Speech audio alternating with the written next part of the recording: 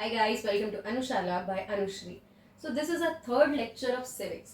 First lecture में हमने देखा था गवर्नमेंट और उसके स्ट्रक्चर के बारे में, उसके ऑर्गन्स के बारे में. Second lecture was about the purposes of constitution. Now from this lecture we are going to start with the key features of Indian constitution. ठीक है. So the first feature is federalism. Federalism means existence of more than one level of government. एक territory को govern करने के लिए government की ज़रूरत है और ज़रूरी नहीं है कि गवर्नमेंट एक ही लेवल से पूरी टेरिटरी को कंट्रोल कर सके. ठीक है. That's why the power of governments और the levels of governments are divided. Fine. So existence of more than one level of government in the country is known as federalism. In India, we are having three levels of government. Those are central level, state level and local level. ठीक है. अब अगर हम यहाँ पर थोड़ा सा detail में जाएंगे तो जो सेंट्रल लेवल है ना, it is for complete territory of India. It is for the complete territory of India. Then state government for individual states. Then local government are for the district और the village level. See, अब जो states हैं वो independent तो है नहीं, है ना, मतलब कि स्टेट्स इंडिया की टेरिटरी के अंदर ही है. अब यहाँ पर सेंट्रल गवर्नमेंट और स्टेट गवर्नमेंट इन दोनों को बहुत ज़्यादा कोऑपरेट करके चलने की ज़रूरत पड़ती है. वाई? क्योंकि जो भी लॉज सेंट्रल गवर्नमेंट बना रही है ना, वो कभी कभी क्लैश हो सकते हैं किसके साथ? स्टेट गवर्नमेंट के लॉज के साथ. ऐसी कंडीशन में क्या होगा, अगर लॉज जो है वो नेशनल सिक्योरिटी, इंटीग्रिटी और यूनिटी को देखकर बनाए गए तो फिर स्टेट्स को सेंट्रल गवर्नमेंट के लॉज को मानना पड़ेगा. Otherwise the states have complete autonomy. State enjoys autonomy. Autonomy का मतलब है कि सेंट्रल गवर्नमेंट जो है वो स्टेट गवर्नमेंट के काम में दखल अंदाजी नहीं करती. वो अपने डिसीजंस लेने के लिए एकदम इंडिपेंडेंट है. Right. But subjects of national concern require that all the state follows the laws of central government. अब यहाँ पर national concern क्या है? Let us take an example. Suppose Pakistan tries to infiltrate people in Punjab. ठीक है. Pakistan illegally लोगों को कहाँ भेजने की कोशिश कर रहा है? Punjab in the Indian territory. ठीक है. अब यहाँ पर वैसे तो सिर्फ पंजाब में भेजा जा रहा है. ठीक है. तो आपके दिमाग में एक कंसर्न आएगा कि ठीक है, पंजाब की गवर्नमेंट जो है वो इस मामले में निपट लेगी. राइट. लेकिन यहाँ पर जो सेंट्रल गवर्नमेंट है उसका इन्वॉल्वमेंट होगा. सेंट्रल गवर्नमेंट का इन्वॉल्वमेंट क्यों होगा? क्योंकि पंजाब इंडियन बॉर्डर के अंदर है और यहाँ पर ये जो केस हो रहा है, ये जो इन्फिल्ट्रेशन हो रहा है, ये पूरे इंडिया की सिक्योरिटी के लिए डेंजरस है. Right. So this will be a matter of national concern. है ना. यहाँ पर कौन इन्वॉल्वमेंट कर सकता है अपना, कौन इंटरफेयर कर सकता है? Central government. ठीक है. सो the subjects of national concern require that all the states follow the laws of central government. अब ये देखकर एक क्वेश्चन आना चाहिए मन में कि इस तरीके से तो सेंट्रल गवर्नमेंट कभी भी नेशनल सिक्योरिटी या नेशनल कंसर्न का नाम लेकर स्टेट गवर्नमेंट के काम में इंटरफेरेंस कर सकती है. ठीक है. लेकिन इसका भी सोल्यूशन किसने निकाल रखा है? हमारे कॉन्स्टिट्यूशन ने ऑलरेडी निकाल के रखा है. कैसे? कॉन्स्टिट्यूशन ने एक लिस्ट बनाई. ठीक है. कॉन्स्टिट्यूशन ने एक नहीं, एक्चुअली 3 लिस्ट बनाई. ठीक है. Union list, state list and concurrent list. और तीनों लिस्ट में उसने डेफिनेटली लिख कर रखा है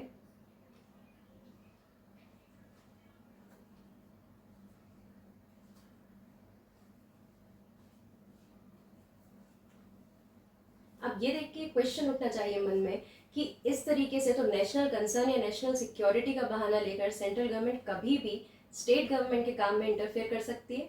लेकिन इसका भी आंसर कौन ऑलरेडी, अब इसको देख के मन में एक क्वेश्चन उठना चाहिए कि इस तरीके से नेशनल सिक्योरिटी या नेशनल कंसर्न का बहाना लेकर जो सेंट्रल गवर्नमेंट है वो स्टेट गवर्नमेंट के काम में इन्वॉल्वमेंट रख सकती है ना. लेकिन इसका सोल्यूशन हमारे कॉन्स्टिट्यूशन ने पहले ही निकाल रखा है. ठीक है. दैट इज कॉन्स्टिट्यूशन ने 3 लिस्ट बनाई. ठीक है. Union list, state list, concurrent list. Right. So in the constitution we are having 3 lists. देखो ये 3 लिस्ट का काम क्या है, कॉन्स्टिट्यूशन ने सब्जेक्ट से डिवाइड करती है, ठीक है। मतलब कॉन्स्टिट्यूशन ने ये तय कर दिया है कि देयर आर सम सब्जेक्ट्स जिसमें लॉ कौन बना सकता है, सिर्फ और सिर्फ सेंट्रल गवर्नमेंट, है ना। उस पर लॉ बनाना, उस पर डिबेट डिस्कस करना किसका काम है, सिर्फ और सिर्फ सेंट्रल गवर्नमेंट का, ठीक है। फिर उसके बाद स्टेट लिस्ट बनाई जिसमें जो स्टेट्स है वो इंडिविजुअली अपनी अपनी टेरिटरी के लिए लॉज बना सकते हैं, है ना। उसमें इंटरफेरेंस किसका नहीं रहेगा, सेंट्रल गवर्नमेंट का। कॉन्करेंट लिस्ट है ऐसे सब्जेक्ट्स के लिए जिस पर सेंटर और स्टेट दोनों ही लॉ बना सकते हैं, ठीक है। लेकिन अगर दोनों सेम सब्जेक्ट पर लॉ बना रहे हैं तो किसकी बात माननी पड़ेगी, या किसका जो लॉ है वो सुपीरियर होगा, सेंट्रल गवर्नमेंट का, ठीक है।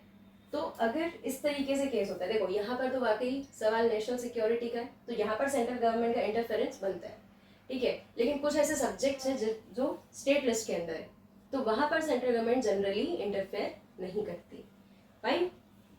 सो next, states are not agents of centre, states are not agents of centre, मतलब कि जो स्टेट्स हैं ये भले ही हायरार्की में सेकेंड लेवल पर हो, है ना, लेकिन ये एजेंट्स नहीं है सेंटर के, है ना। मतलब कि सेंटर जो है ऑब्वियसली ये पावरफुल है, लेकिन स्टेट की अथॉरिटी सेंटर लेवल से कम नहीं है, क्योंकि स्टेट को जो अब अथॉरिटी मिली है, स्टेट को जो पहचान मिल रही है वो कहाँ से मिल रही है, कॉन्स्टिट्यूशन से मिल रही है, ना कि सेंट्रल गवर्नमेंट से मिल रही है, ठीक है। So states are not the agents of central government, they drew authority from constitution, ठीक है। इनका एग्जिस्टेंस हमको कौन बता रहा है, कॉन्स्टिट्यूशन, ना कि central government. Then constitution also defines financial resources of each level, ठीक है। अभी देखो तीनों लेवल पर गवर्नमेंट काम कर रही है, गवर्नमेंट को काम करने के लिए मनी की जरूरत तो पड़ेगी, है ना, पैसे की नीड तो है। कॉन्स्टिट्यूशन ने डिफाइन कर दिया है पहले से कि तीनों लेवल पर गवर्नमेंट के पास जो फाइनेंशियल रिसोर्सेज होंगे, इनके पास जो पैसा आएगा वो किस सोर्स से आएगा, ठीक है। इनमें से कौन सी अथॉरिटी किस प्रकार का टैक्स लगा सकती है, कैसी पेनल्टी, कैसी फीस, कैसे रेवेन्यू जनरेट करेगी, ये सब कुछ कॉन्स्टिट्यूशन में ऑलरेडी मेंशन है, ताकि किसी भी लेवल पर फाइनेंशियल रिसोर्सेज की कमी एक हिंड्रेंस ना बने इनके काम करने में, ठीक है, और इनके बीच में कोई भी कंफ्लिक्ट ना हो regarding the financial resources, fine. So this is federalism, मतलब कि जो पावर है, जो गवर्नमेंट का काम है, जो उसकी पावर है, हमने 3 लेवल में डिवाइड करके रखी है फॉर बेटर गवर्नेंस, है ना।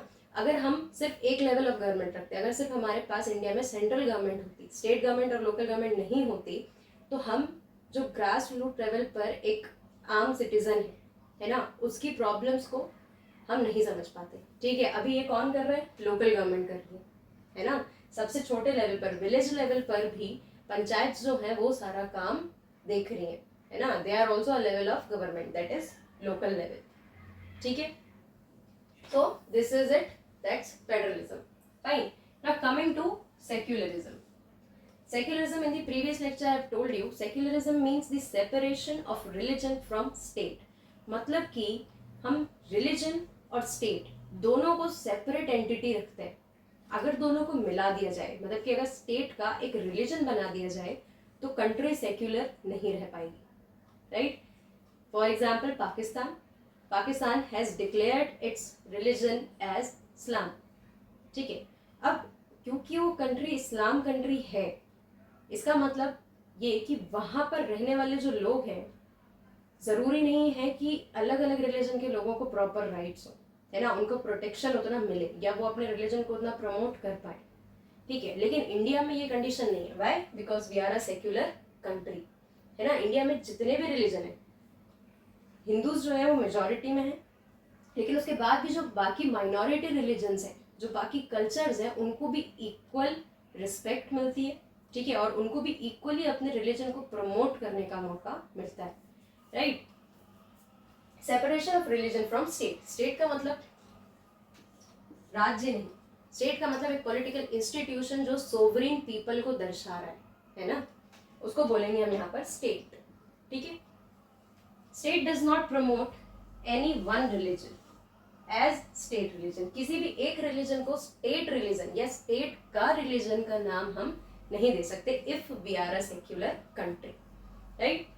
Then but it allows all religion to flourish equally, सारे रिलीजन्स को इक्वली फ्लरिश करने का मौका तो दिया जाएगा सेक्युलरिज्म में, बस कंट्री जो है वो अपना खुद का कोई रिलीजन नहीं बता सकती, राइट। अब यहाँ पर फ्लरिश करने का मतलब क्या है? फ्लरिश करने का मतलब है कि एक हिंदू व्यक्ति, एक मुस्लिम, सिख, क्रिश्चियन, कोई भी रिलीजन का व्यक्ति अपने रिलीजन को उस तरीके से फॉलो करे जैसे वो उसको इंटरप्रेट करता है, ठीक है। अगर एक हिंदू को लगता है कि उसको रोज मंदिर जाना चाहिए तो वो जा सकता है ना, ही और शी इज फ्री। अगर किसी हिंदू को लगता है कि उसको पूजा पाठ करने के लिए, उसको भगवान पे भरोसा करने के लिए मंदिर जाने की जरूरत नहीं है, ही इज फ्री, ना जाए मंदिर, कोई नहीं, उसको कोई किसी भी प्रकार के रिस्ट्रिक्शंस नहीं लगाए जाएंगे, ठीक है। सो दैट इज जिस प्रकार से एक ह्यूमन अपने रिलीजन को इंटरप्रेट कर रहे हैं उस तरीके से उसको फॉलो कर सकता है, ठीक है। सेकेंड, जितने भी कल्चर्स हैं उसके रिलीजन में वो उनको आराम से फॉलो कर सकता है, ठीक है। जितने भी प्रोसेशंस होते हैं, जितने भी रैलीज होती हैं, ठीक है, सब कुछ करने की आज़ादी है, ठीक है। इवन एक पर्सन अपने रिलीजन को प्रमोट भी कर सकता है, दूसरे लोगों को बता भी सकता है कि उसका रिलीजन कितना अच्छा है या उसका रिलीजन क्या सिखाता है, ठीक है। लेकिन फ्लरिश करने के मतलब में ये नहीं आता है कि आप किसी भी दूसरे रिलीजन के व्यक्ति को अपने रिलीजन में कन्वर्ट होने के लिए फोर्स कर सकते हो, ठीक है। बस इस चीज़ की मनाही है कि आप किसी भी तरीके से दूसरे व्यक्ति को फोर्सफुली कन्वर्ट नहीं कर पाओगे, right. Otherwise we are having the freedom to follow our religion as we interpret it. So this is secularism. Fine. I hope federalism and secularism are clear to you. ठीक है, federalism and secularism both are the nature of Indian society, है ना। हमारी society जो है वो एक federal है और एक सेक्युलर सोसाइटी, ठीक है। और इंडिया जैसी कंट्री में सेक्युलरिज्म होना बहुत ज़्यादा इम्पॉर्टेंट है। उसका कारण ये है कि हम बहुत ज़्यादा डाइवर्स हैं, है ना। और इतनी डाइवर्सिटी में अगर हम किसी एक रिलीजन को ज़्यादा इंपॉर्टेंस देंगे, ठीक है, या बाकी रिलीजन्स के साथ हम डिस्क्रिमिनेशन करेंगे तो अल्टीमेटली वो कम्युनल राइट्स में ही रिजल्ट देगा आपको, ठीक है। तो सबका एक पीसफुल एनवायरनमेंट बना के रखने के लिए हमारी कंट्री में सेक्युलरिज्म का होना बहुत ज़्यादा ज़रूरी है, ठीक है। और ये बात जो हमारे कॉन्स्टिट्यूशनल मेकर्स थे वो बहुत अच्छे से समझते थे, इसलिए उन्होंने सेक्युलरिज्म को कॉन्स्टिट्यूशन के बेसिक स्ट्रक्चर में रख दिया है। मतलब ऐसा पार्ट कॉन्स्टिट्यूशन का जिसको चेंज करना बहुत ज़्यादा डिफिकल्ट है, रादर हम ऐसा कह सकते हैं कि उसको हम चेंज नहीं कर सकते।